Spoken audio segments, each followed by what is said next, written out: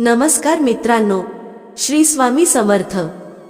मित्रांनो, आज आम्ही पुन्हा हजर आहोत तुमच्यासाठी एक रोचक आणि ज्ञानवर्धक कथा घेऊन। तुम्हाला माझी विनंती आहे की हा व्हिडिओ पूर्ण नक्की बघा, कारण आजचा हा व्हिडिओ खूपच खास आहे। हा व्हिडिओ पूर्ण पाहिल्याने तुमचे सर्व कष्ट दूर होऊ शकतात। जर तुम्ही हा व्हिडिओ शेवटपर्यंत पाहिलात तर तुमचे सर्व दुःख, सर्व वेदना मुळापासून संपुष्टात येतील। मित्रांनो, कारण आजचा हा व्हिडिओ पितृपक्षावर आहे। जसं की आपल्या सर्वांना माहीत आहे की आपल्या पितरांचे आशीर्वाद आपल्यासाठी खूप गरजेचे आहेत। त्यांच्या आशीर्वादाशिवाय आपण काहीही करू शकत नाही, आपण फुलू फळू शकत नाही। म्हणूनच आपण आपल्या पितरांना नेहमी प्रसन्न ठेवायला हवं, ज्यामुळे ते आपल्यावर त्यांचे आशीर्वाद कायम ठेवतील आणि आपल्या घरात सुख आणि संपत्ती टिकून राहील। पितरांना खुश करण्याची सर्वात चांगली संधी असते पितृपक्षाचा महिना। या महिन्यात तुम्ही आपल्या पूर्वजांसाठी तर्पण करून, ब्राह्मणांना भोजन घालून आणि दान देऊन पितरांचे आशीर्वाद मिळवू शकता। आपले पितर कधीही आपल्याला दुःखी पाहू इच्छित नाहीत आणि ना ते कधीच हे इच्छितात की आपण कुठल्या त्रासात राहावं। ते नेहमीच हेच इच्छितात की आपल्यासोबत सगळं मंगल होवो, आणि म्हणूनच त्यांच्यासाठी थोडं काही केलं तरी ते तृप्त होतात। ही गोष्ट आपण सर्वजण जाणतो की पितृपक्षाच्या महिन्यात आपल्याला गाय, कुत्रा आणि कावळा यांना अन्न द्यायला हवं। म्हणूनच आज आम्ही तुमच्यासाठी एक अशी कथा घेऊन आलो आहोत ज्यात एक कावळा पितृपक्षाची कथा आणि त्याचं महत्त्व सांगतो। तर चला मित्रांनो, सुरू करूया पितृपक्षाची कथा। ही कथा तुम्हाला पितृपक्षाच्या महिन्यात नित्य ऐकायला हवी। या कथेचं फक्त श्रवण केल्यानं सुद्धा सर्व कष्ट दूर होतात। पितृपक्ष 16 दिवसांचेच का असतात? त्यापेक्षा जास्त किंवा कमी का नसतात? तर याबद्दलची सर्वात प्रचलित कथा आहे ती महाभारत काळाशी संबंधित आहे। सर्व कथांचा निष्कर्ष याच गोष्टीवर येतो की जीवनात दान करण्याचं किती महत्त्व आहे। कितीही मोठा पापी का असेना, परंतु आपल्या पापांचं प्रायश्चित्त करून आणि दान देऊन, आणि दानात अन्नदान सर्वात मोठं सांगितलं आहे। तर जर दान आपल्या जीवनात दिलं तर कितीही मोठं पाप असलं तरी नष्ट होऊ शकतं। आपल्या पापांचं प्रायश्चित्त करण्यासाठी देखील काही सत्कर्म सांगितले आहेत, त्यांना तुम्ही ध्यानपूर्वक ऐका। एक वेळची गोष्ट आहे, एक कावळा आणि कावळी आपल्या घरट्यात राहायचे। त्यावेळी कावळीने कावळ्याला विचारलं, हे स्वामी, पापांपासून मुक्त होण्यासाठी माणसाने काय करायला हवं? त्यावेळी कावळ्याने सांगितलं, आता मी जे सांगणार आहे ते लक्षपूर्वक ऐक कावळी। महाभारतात एक असा प्रसंग येतो ज्यात दानवीर कर्ण, ज्याने आपल्या संपूर्ण आयुष्यात दान केलं आहे आणि जो आपल्या दानवीरतेसाठीच ओळखला जातो, त्याला सगळं काही दान केल्यानंतरही चित्रगुप्ताने मोक्ष देण्यास नकार दिला होता। त्या दानवीराला, जो नेहमी आपल्या जीवनात फक्त दानच देत आला आहे, जो आपल्या दानवीरतेसाठीच ओळखला जात होता, त्याने एवढे दान केलं असलं तरीही चित्रगुप्ताने त्याला मोक्ष देण्यास नकार दिला। तेव्हा कर्णाने चित्रगुप्ताला विचारलं, मी तर माझी संपूर्ण संपत्ती दान करण्यामध्येच समर्पित केली। इतकंच नाही तर मी माझं शरीर सुरक्षित ठेवणारं कवच आणि कुंडल सुद्धा दानात दिलं। तर चित्रगुप्त, माझ्यावर हे कोणतं ऋण शिल्लक राहिलं आहे? त्यावेळी चित्रगुप्ताने त्यांना सांगितलं, हे राजन, तुम्ही ऋषी ऋण आणि देव ऋण तर चुकवलं आहे, पण तुमचं पितृऋण शिल्लक राहिलं आहे। मित्रांनो, आम्ही तुम्हाला ही माहिती देतो की तुमच्या जीवनात तुम्हाला ही 3 ऋण चुकवणं आवश्यक आहे: ऋषी ऋण, देव ऋण आणि पितृऋण। यापैकी जर एकही ऋण शिल्लक राहिलं तर त्या व्यक्तीला मोक्ष मिळू शकत नाही, आणि ही 3ही ऋण माणसाने त्याच्या जीवनकाळात चुकवणं आवश्यक आहे। तेव्हा चित्रगुप्तांनी कर्णाला सांगितलं, हे राजन, तुम्ही ही 2 ऋणं तर चुकवली आहेत, पण तुमच्यावर पितृऋण शिल्लक आहे। तुम्ही तुमच्या संपूर्ण जीवनात संपत्ती आणि सोनं याचं दान केलं, पण कधीच अन्न दान केलं नाही। तुम्ही जोपर्यंत हे ऋण चुकवत नाही तोपर्यंत तुम्हाला मोक्ष मिळू शकत नाही। तुम्ही तुमच्या पितरांसाठी कधीच श्राद्ध, दान, तर्पण इत्यादी केलं नाही। तेव्हा कर्णाने चित्रगुप्तांना सांगितलं की त्यांना हे माहीत नव्हतं की त्यांचे पूर्वज कोण होते, म्हणून ते कधीच त्यांना काही दान देऊ शकले नाहीत। तेव्हा चित्रगुप्तांनी त्यांना त्यांची चूक सुधारण्याची संधी दिली आणि 16 दिवसांसाठी त्यांना पृथ्वीवर परत पाठवलं जिथे त्यांनी आपल्या पूर्वजांचा स्मरण करत त्यांना आहार दान केलं, त्यांचं तर्पण केलं.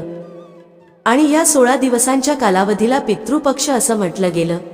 याच कारणास्तव संपूर्ण वर्षभरात फक्त या 16 दिवसांत आपल्या पूर्वजांचे, पितरांचे स्मरण करत त्यांच्या नावाने पिंडदान, तर्पण, अन्नदान केलं जातं. सामान्यत अमावास्येचा दिवसही पितरांसाठी समर्पित असतो, परंतु विशेषतः असं मानलं जातं की या 16 दिवसातच पितरांच्या नावाने दान, पुण्य इत्यादी केलं तर यमलोकात, नरक लोकात किंवा स्वर्ग लोकात कुठेही पितरांच्या आत्म्याला मोक्ष मिळतो. तेव्हा कावळी म्हणते, धन्यवाद स्वामी, तुम्ही तर फार ज्ञानवर्धक कथा सांगितली. आतापासून मीही दान, पुण्य इत्यादी नक्की करेन. तेव्हा कावळा श्राद्ध पक्षाची आणखी एक कथा सांगतो. त्यात तो सांगतो की जोगी आणि बोगी हे 2 भाऊ होते. दोघेही वेगळे राहत होते. जोगी श्रीमंत होता आणि बोगी गरीब, पण तरीही दोघांमध्ये खूपच प्रेम होतं. जोगीच्या बायकोला धनाचा मोठा अभिमान होता, पण बोगीची बायको खूपच साधी स्वभावाची होती.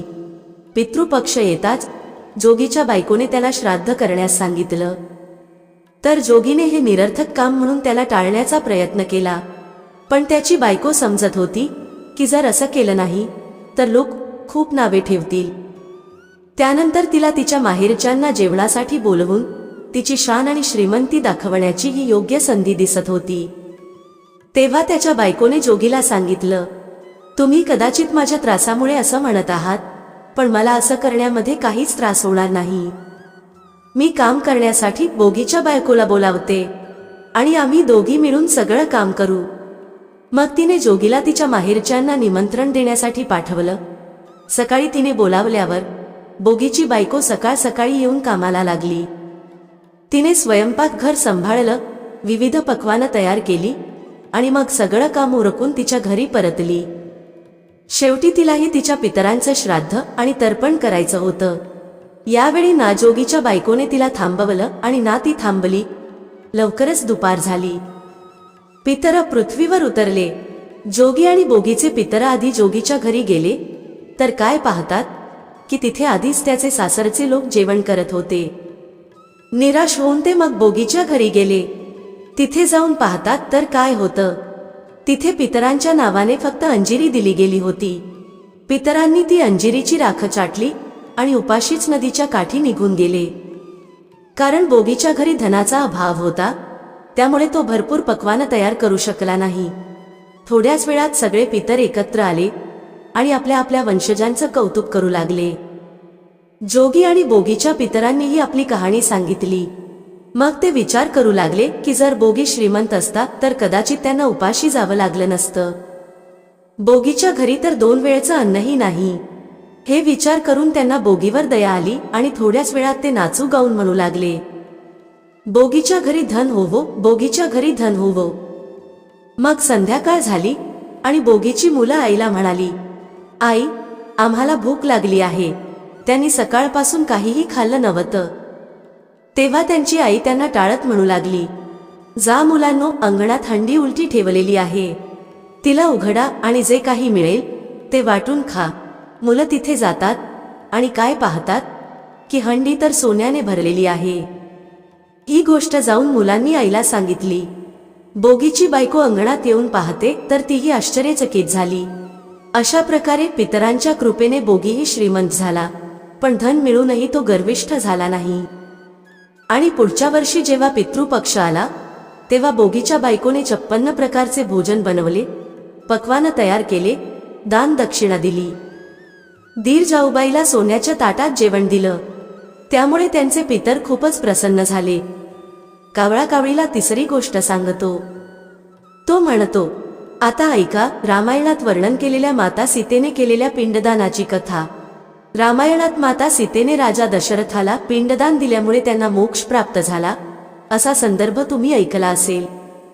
वनवासाच्या काळात राजा दशरथाच्या मृत्यूनंतर माता सीता, श्रीराम आणि लक्ष्मण पितृपक्षाच्या वेळी श्राद्ध करण्यासाठी गयाधामाला पोहोचले. श्राद्ध करण्यासाठी आवश्यक सामग्री जमवण्यासाठी राम आणि लक्ष्मण नगरात गेले.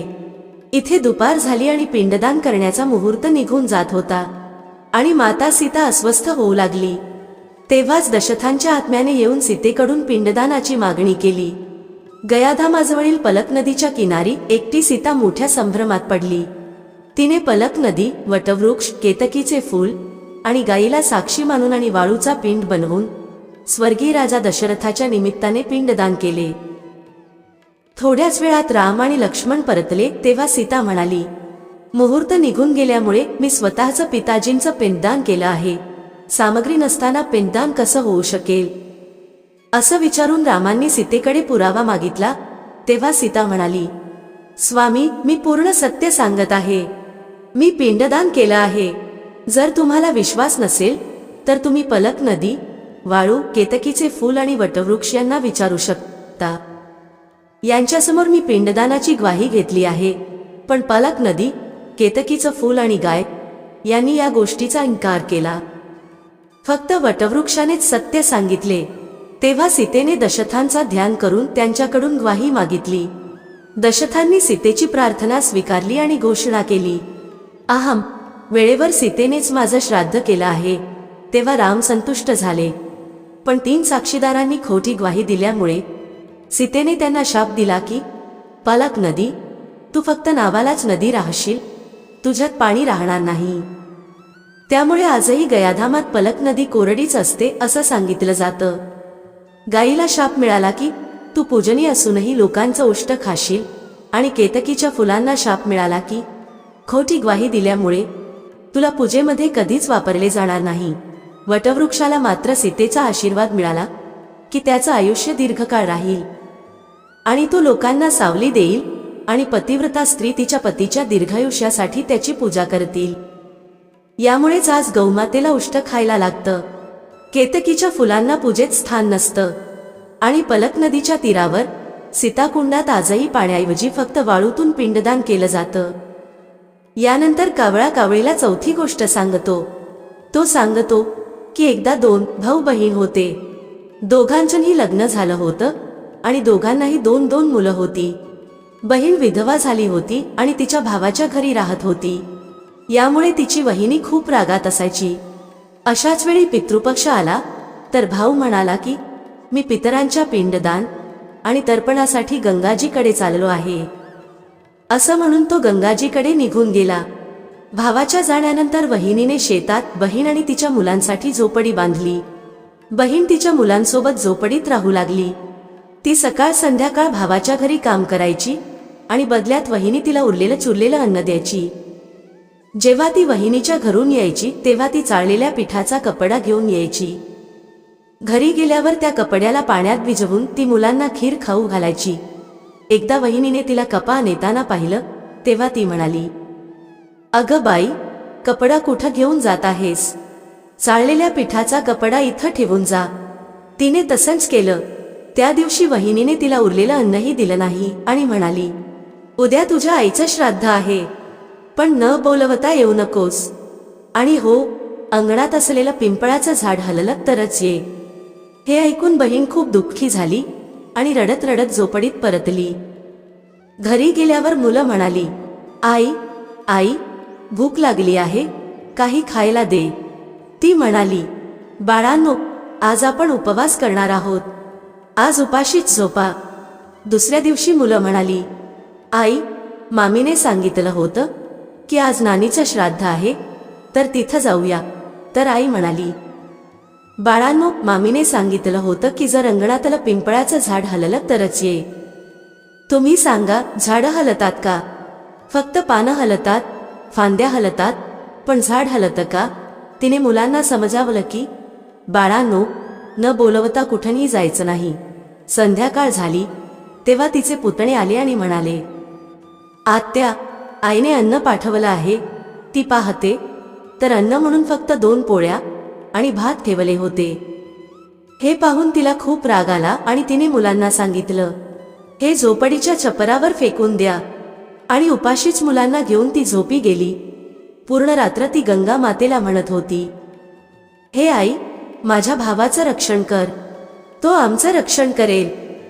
दुसऱ्या दिवशी वहिनी आली आणि म्हणाली, बाईजी, उद्या तुमच्या वडिलांचं श्राद्ध आहे, न बोलवता ये, पण अंगणातलं पिंपळाचं झाड हललं तरच ये.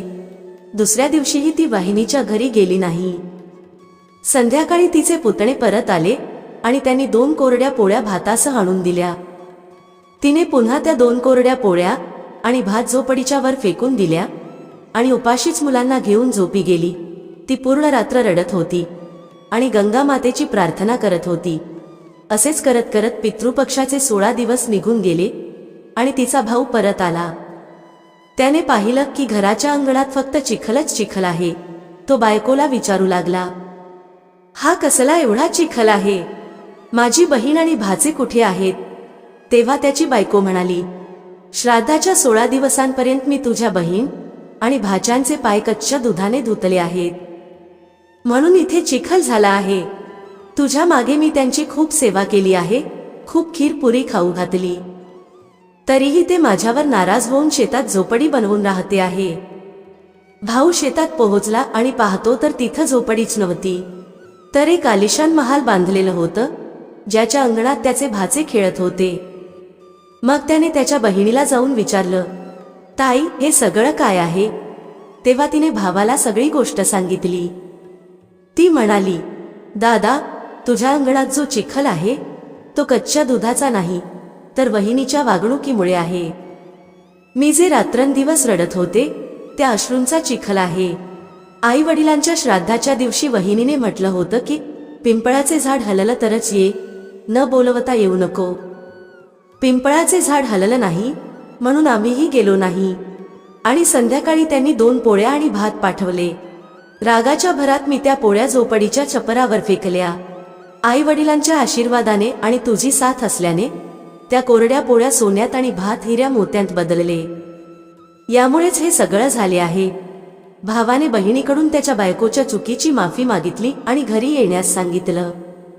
तेव्हा बहीण म्हणाली, दादा, गंगा माईने तुझं रक्षण केलं आणि आता तू आमचं रक्षण करशील, म्हणून आता आम्ही इथंच राहू.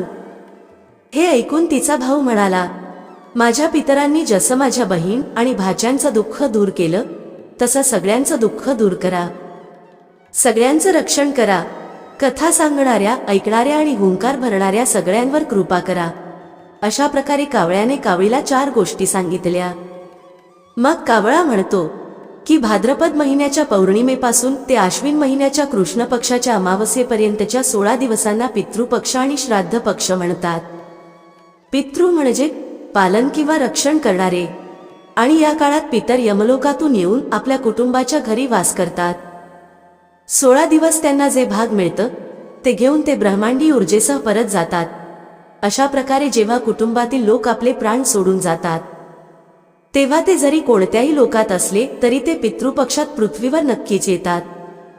त्यांची तृप्ती होण्यासाठी जो श्रद्धेने तर्पण इत्यादी करतो त्याच्याकडे पितर सूक्ष्म रूपाने येऊन ते ग्रहण करतात. त्यांच्या तिथीच्या दिवशी पितर सकाळी सूर्याच्या किरणांवर स्वार होऊन येतात. ते आपल्या मुलगा, नातू किंवा वंशजांकडून अपेक्षा करतात की ते त्यांना अन्न जल प्रदान करतील. ब्राह्मणांना जेवू घातल्याने आणि पितरांना जल दिल्याने ते 1 वर्षासाठी तृप्त होतात. या 16 दिवसांत कोणताही शुभ कार्य केले जात नाही आणि कोणत्याही वस्तू खरेदी केल्या जात नाहीत. हे सगळं कावळा कावळीला सांगतो आणि मग ते त्यांच्या पितरांना संतुष्ट करण्यासाठी लागतात. तर मित्रांनो, तुम्हीही हे सर्व नियम पाळा.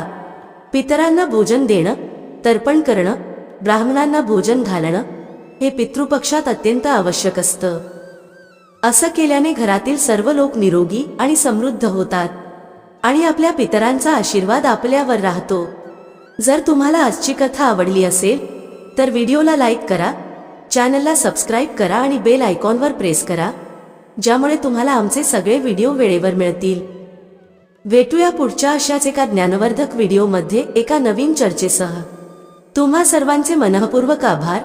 श्री स्वामी समर्थ. जय श्री राम, जय श्री हनुमान, जय श्री कृष्ण, जय माता लक्ष्मी.